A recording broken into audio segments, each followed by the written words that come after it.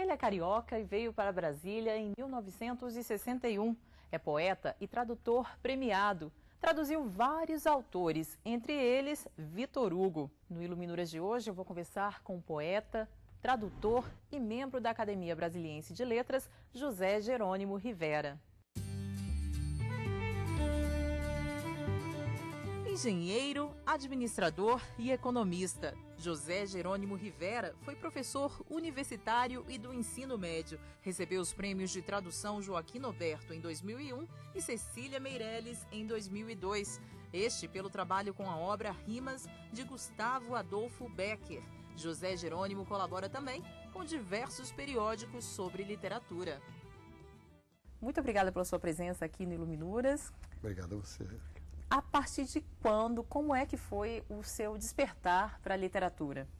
Eu comecei a ler muito cedo, pelos 7, 8 anos, tudo que me caía à mão eu pegava para ler.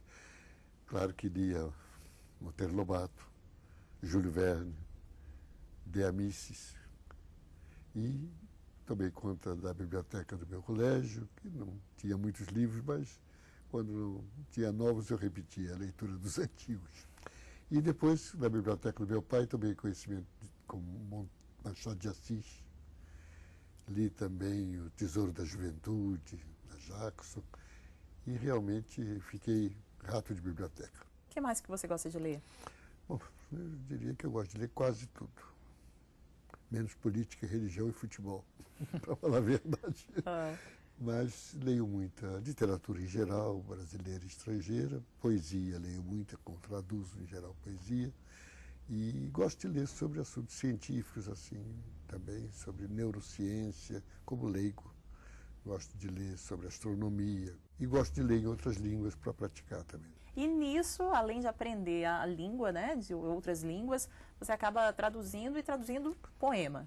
Eu realmente gostava de poesia desde cedo também, lia muita poesia, desde a primeira antologia, lá pelo segundo ano primário, antologia FTD 42, que eu possuo até hoje, e eu realmente sempre tive muito amor. A partir dos 16, 17 anos eu escrevia alguma poesia, até os 20, até começar a trabalhar e me dedicar menos a escrever poesias, mas gostava das poesias estrangeiras, que algumas eu tinha de cor, traduzia de início literalmente. Mais tarde, incentivado por amigos, eu comecei a traduzir poeticamente. Procurei trazer autores estrangeiros, especialmente franceses e espanhóis, para a nossa língua.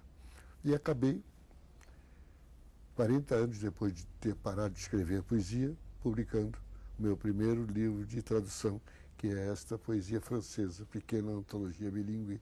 Esse foi o seu primeiro livro publicado em 1998. É uma antologia, vários poetas de minha preferência, agora na segunda edição incluindo Vitor Hugo, Verlaine, Baudelaire, e partindo de poetas como Guillaume de Machaut, quase da Idade Média, do Renascimento francês, e chegando até os modernos, como Yves Bonnefoy.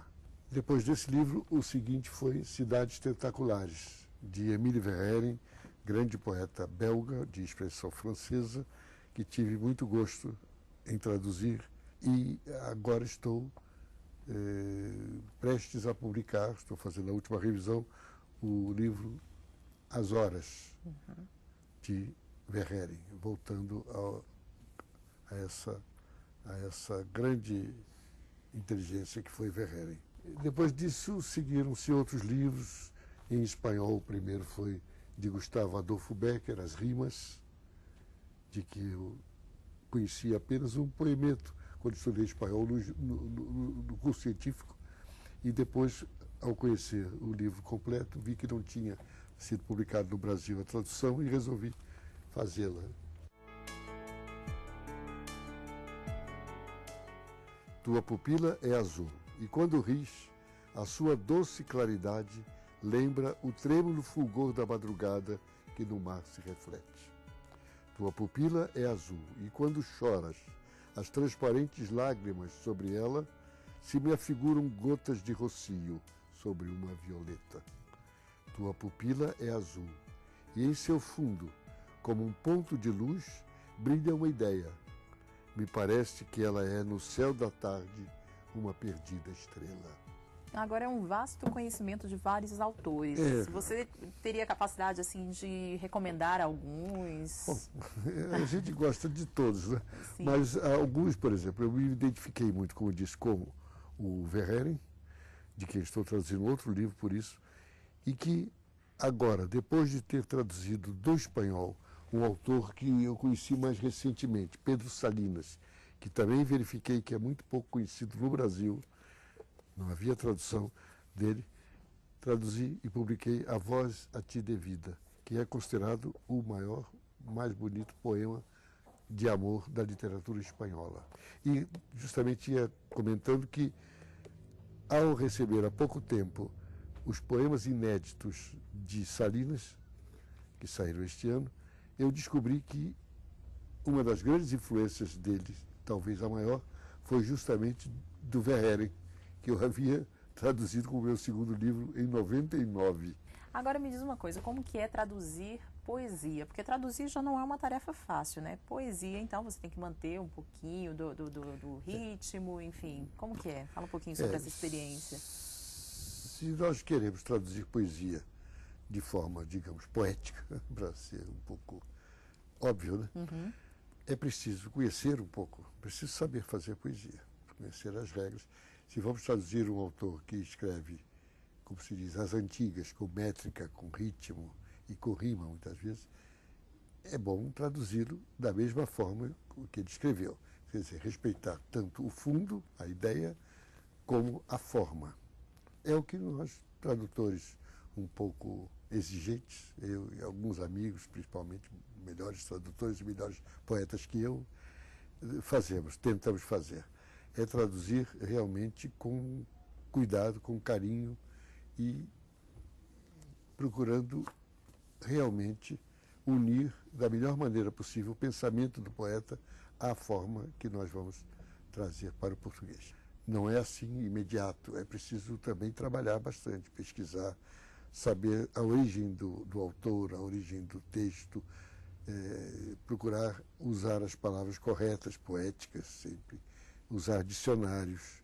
Não se pode fazer como o Paulo Rona, que chegou no Brasil e disse que era tradutor, foi trabalhar numa firma e ele chegou, olhou, não viu, perguntou, escuta, cadê os dicionários? Ele disse, mas o senhor não é tradutor, precisa de dicionário? O tradutor precisa mais de dicionário do que quem não é tradutor, para poder traduzir as diversas acepções das palavras. Esse cuidado que você tem, assim, ao desenvolver o seu trabalho, é que te garantiu aí vários prêmios, entre eles Joaquim Noberto, em 2001, e logo em seguida Cecília Meirelles. O primeiro pelo Poetas do Século de Ouro Espanhol, que fiz com dois amigos queridos, grandes poetas, o saudoso Fernando Mendes Viana e o grande amigo Anderson Braga Horta. E o segundo foi pelas rimas do individual. Certo. E como que é, assim, traduzir, ser reconhecido, ter aí essa coleção toda de várias antologias? Dá uma alegria, né? A gente sente o seu trabalho recompensado. Tem-se algum orgulho disso, mas, como dizem algumas, tem que ser um orgulho modesto. Não se pode vangloriar demais. A gente sabe que certamente o poeta original é mais importante que o tradutor. O tradutor é um servo da literatura, eu podia dizer.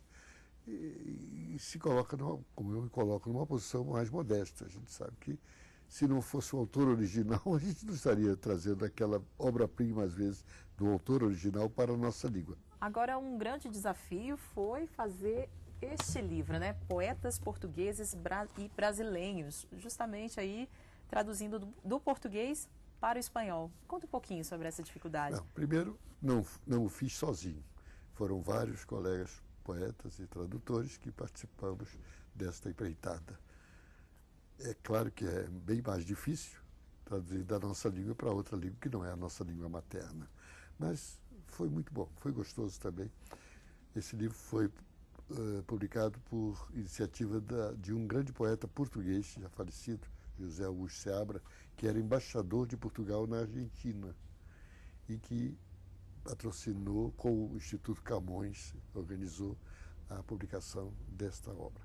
Nos deu muito prazer, o livro foi lançado em Buenos Aires, no ano de 2002, e nós gostamos muito desse trabalho. Quanto à colaboração na tradução, eu tive outra grande alegria, que foi traduzir Victor Hugo no seu bicentenário de nascimento, em 2002.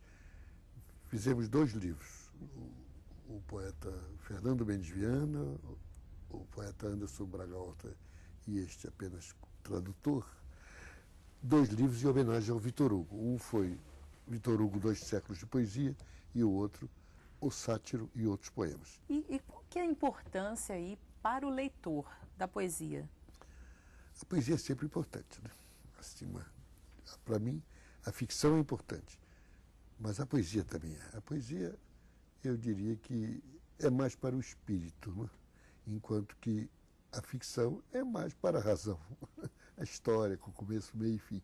A poesia é alguma coisa assim inefável, né?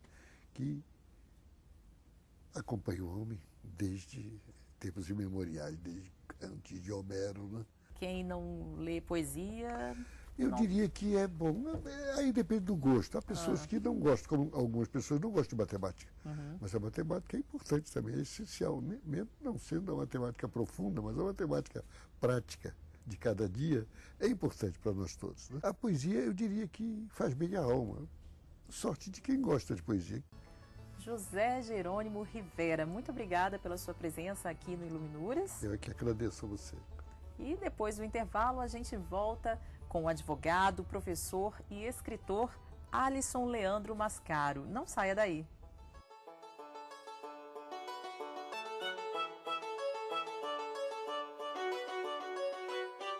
Ele nasceu em Catanduva, interior de São Paulo. Aos 17 anos, foi para a capital e estudou Direito no renomado Largo de São Francisco. Aos 26, já era doutor. E hoje é um dos professores mais jovens de Filosofia do Direito na USP, a Universidade de São Paulo. Eu falo agora com Alisson Leandro Mascaro. Muito prazer em tê-lo aqui na TV Justiça, no Iluminuras. Me fala um pouquinho desse início. Você acha que o seu meio e o local de onde você nasceu, aonde você nasceu, influenciou nesse gosto por leitura? Érica, uma alegria muito grande estar consigo e com todos que acompanham o seu programa. Talvez o fato de ter nascido e crescido no interior de São Paulo tenha dado a possibilidade de conviver com um ambiente que incentiva ao conhecimento de mundo de um modo às vezes bastante diverso daquele dos grandes centros. Uma cidade menor, uma cidade pequena, ela possibilita a convivência com todos os tipos, com todas as pessoas e todas as classes, e isto desenvolve ao mesmo tempo um gosto pela convivência humana e também um gosto por conhecer as razões do ser humano na sociedade. E eu sempre inclinado para as questões das ciências humanas, isto me levou a fazer direito, inclusive, depois a prosseguir a carreira acadêmica nesta minha área de filosofia do direito. Eu penso que a possibilidade de conviver numa cidade menor, com pessoas de variados tipos, dá esta curiosidade, este gosto por observar o porquê a humanidade é assim, porque as pessoas se desenvolvem deste modo, e também as reflexões que se dão no ensejo desta mesma compreensão de uma cidade como tal.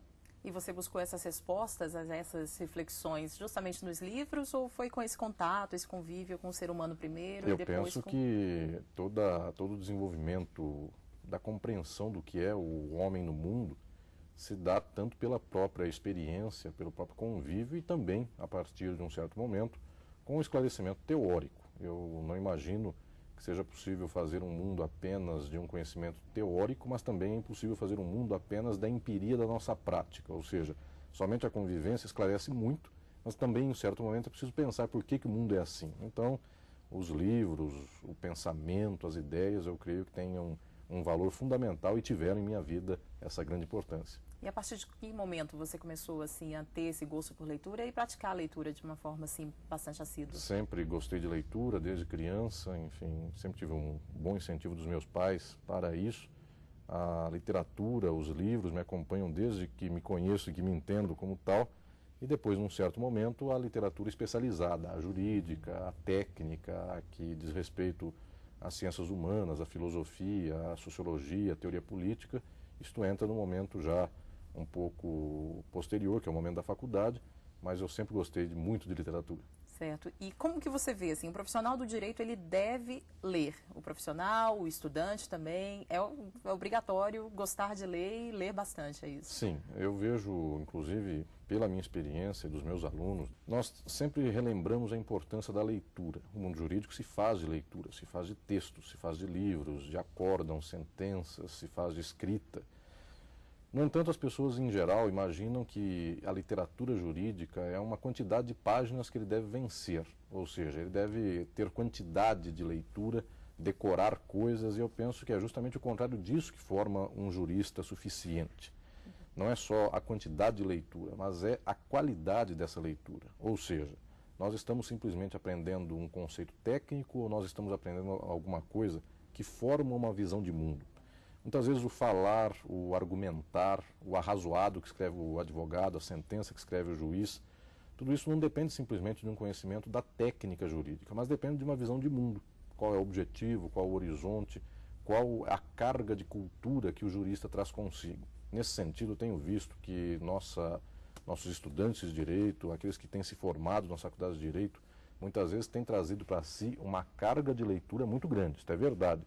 Mas o que se lê em geral é exatamente aquele conhecimento para a informação, ou seja, ele precisa passar no concurso, ele precisa ler para uma prova, decora, e em um certo momento posterior, aquele conhecimento que foi absorvido, ele não é retido pelo próprio jurista. Então eu penso que é fundamental que nós venhamos a incentivar a leitura, mas em especial a leitura que abra os horizontes do jurista. Reflexiva, né? Você precisa Muito pensar reflexiva. sobre o que você realmente está lendo. Muito importante isso. Daí que a Faculdade de Direito ela tem necessidade de ter um horizonte que seja um horizonte humano, de ciências humanas, ou seja, formar o jovem jurista, aquele que está na Faculdade de Direito, para entender-se no mundo. E muitas vezes ele vai observar que até o mundo jurídico, como ele se apresenta, não é aquilo que ele deve desejar para a sociedade. E para poder postular novos sonhos, novos horizontes, não basta ler o que já está escrito. É preciso, então, ter capacidade de escrever ele, por si próprio, novas páginas da história. Tá certo. E o que o senhor gosta de ler? Assim, fora do mundo jurídico, né? O que te atrai também na leitura? Eu sempre tive um gosto bastante grande por toda a literatura, de modo geral, e também, junto do campo jurídico, pelas ciências humanas, que é o meu campo imediato de leitura, de pesquisa, de aprofundamento. E também literatura. Literatura sempre foi algo muito próximo, enfim, sempre tive uma proximidade muito grande com artes, gosto muito, e sempre tive uma relação também direta da literatura, das artes, com a própria filosofia e a filosofia do direito. Para quem gosta de ler bastante assim, deve ser difícil de nomear um autor. Quais autores você gosta de ler? A literatura nacional do século XX, eu penso que seja uma literatura de um momento ímpar da história da produção artística do Brasil. Os autores do começo do século XX, dos meados do século XX, levaram a reflexão artística sobre o Brasil a um patamar muito alto. Enfim, a modernidade cultural brasileira é um dos nossos momentos mais marcantes. Gosto muito desse período, inclusive, da história do Brasil. E também o mesmo com a literatura mundial. A literatura mundial tem cânones, tem grandes exemplares, grandes autores. Historicamente, o Brasil é mais recente em termos de produção literária de qualidade, mas no mundo todo existem obras que, desde o passado até o presente, são referenciais. Eu tenho dificuldade em dizer, inclusive, quais são os meus autores preferidos, porque são vários. Mas cita alguns aí, para a gente ter uma ideia. Por exemplo, na poesia, Carlos Drummond de Andrade. Eu tenho um especial apreço pela obra de Drummond. Gosto muito do modernismo na literatura, na poesia, nas artes de modo geral. Para mim, eu tenho uma grande afinidade com a produção desse momento do Brasil, dos meados do século XX no Brasil. Na literatura mundial, Thomas Mann, A Montanha Mágica, que é uma obra de alta capacidade literária, também é uma obra de filosofia. Portanto, mistura aí a sensibilidade artística com a indagação do filósofo, com a preocupação política com o mundo. São vários. Vamos aproveitar então para conhecer um pouquinho mais de Thomas Mann. Thomas Mann nasceu na Alemanha em 1875. Autor de ensaios, contos e obras como A Montanha Mágica e Buddenbrooks, pelo qual recebeu o Prêmio Nobel de Literatura em 1929, é considerado um dos maiores romancistas do século XX. Faleceu em Zurique, na Suíça, no dia 12 de agosto de 1955. Então, professor, na sua carreira vale destacar, então, o trabalho filosófico e também do direito, né? Qual a influência da literatura, né, nesse seu trabalho? A filosofia do direito, ela faz uma indagação sobre o direito que não é simplesmente uma repetição do que nós já temos. Por conta disso, eu imagino que a prospecção do que o direito é, mas principalmente do que a sociedade poderia ser e pode ser, ela exige uma dose de criatividade, de originalidade do pensamento. A literatura sonha, imagina, reflete, cria personagens, cria atores, circunstâncias as mais diversas possíveis. De um certo modo, esta criatividade é também fundamental ao se analisar o direito e a sociedade. Senão nós repetimos o que está, senão nós fazemos uma mera estatística do presente sem apontar para as possibilidades do futuro. Então eu imagino que esta imbricação de filosofia com arte seja algo muito importante. A filosofia questionaria o direito e a literatura daria aí um possível caminho a ser seguido. Eu diria que pelo menos daria as energias para que então o pensamento jurídico e o pensamento social, não por conta de uma cópia da literatura, obviamente, mas por conta própria, a partir dessas energias, ele próprio tenha condições de avançar na sua própria reflexão e na abertura dos seus caminhos. Certo. Seria essa a relação entre direito, literatura, filosofia? O direito, as questões da justiça, as injustiças do direito e as injustiças sociais, elas também se exprimem na forma artística. Portanto, quando se lê pela literatura as experiências do mundo, sejam as reais narradas espelhando uma certa objetividade, ou seja, a literatura enquanto construção ficcional, mas quando se percebe a sensibilidade das injustiças do mundo, também se entende um pouco de como o direito é. Mas muitas vezes o olhar da própria literatura sobre a justiça, este olhar não é pelo olhar do jurista, este olhar é construído pelo ângulo, muitas vezes, do injustiçado. Isto permite ao próprio jurista entender que a sua realidade não é aquilo que ele vive, somente isto. Muito pelo contrário, esta realidade representa para o mundo, para as pessoas, para aqueles que estão vivendo sob a justiça, representa algo muitas vezes de tormentoso, de inseguro, de grave. Isto possibilita inclusive um melhor entendimento do presente. Então, além deste sentido criador, criativo, original do futuro, eu vejo também que esta história tem para nós o entendimento do presente de um modo melhor. O senhor era autor de 10 livros, né? De que forma a literatura influenciou na escrita de alguns deles, ou então nesse último, né, que você está inclusive lançando? E o Estado e a Forma Política, né? É meu mais recente livro. Estado e Forma Política é uma reflexão que eu empreendi, é uma escrita de alguns anos, esses últimos anos, uma pesquisa desses também últimos anos, para darmos um passo para compreendermos como é que se apresenta o Estado na sociedade mundial. Por que na nossa sociedade existe o Estado? Por que o Estado é um elemento fundamental da nossa estrutura social? Daí a investigação vai por entender como é que o Estado e o capitalismo se relacionam.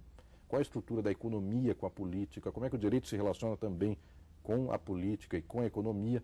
Estas reflexões eu busquei desenvolver no Estado e Forma Política, que é esse livro, para podermos juntos dar um passo para que a política não seja para nós simplesmente isto que passa pela boca de muitos, que é simplesmente uma palavra vaga. As pessoas acham que política é eleição, as pessoas acham que a política se resume aos cargos do Poder Executivo, Legislativo ou Judiciário, sendo que o campo político é muito maior, muito mais contraditório, muito mais calcado em conflitos, explorações, em dificuldades, mas ao mesmo tempo, se nós não dermos conta de reconhecer isto, nós não saberemos trabalhar para, inclusive, superar as mazelas da política do presente. E o que o senhor está lendo atualmente? Meu livro de Filosofia do Direito, que cobre um escopo grande do pensamento filosófico aplicado ao direito, também demanda sempre uma constante aproximação com o pensamento filosófico antigo, com o pensamento filosófico medieval, moderno, contemporâneo, de tal sorte que no campo teórico é sempre uma frente de reflexões que vou trazendo, desenvolvendo. Então, eu diria que são vários autores, vários temas ao mesmo tempo. E na literatura existe a fase da descoberta, enfim, a juventude dá alguns temas, alguns autores, algumas obras, e com o passar do tempo isto vai se expandindo, e também em um certo momento do próprio gosto pela arte, pela literatura, costuma se voltar ao mesmo, ou seja, a repetição, a absorção da própria poesia, com outro olhar, com outra experiência. Portanto, eu diria que coisas novas vão se somando e, ao mesmo tempo, aquilo do qual já se gostava e já se tinha visitado, se procede a uma nova visita, uma nova visitação com outro olhar, com uma outra experiência. Tá certo, muito obrigado pela sua entrevista. Uma grande alegria, um grande prazer falar com você e com todos que acompanham o seu programa. E o Iluminuras fica por aqui. Você pode rever os programas no site da TV Justiça, www.tvjustiça.jus.br. E na semana que vem temos o encontro marcado com o direito e a literatura. Até mais!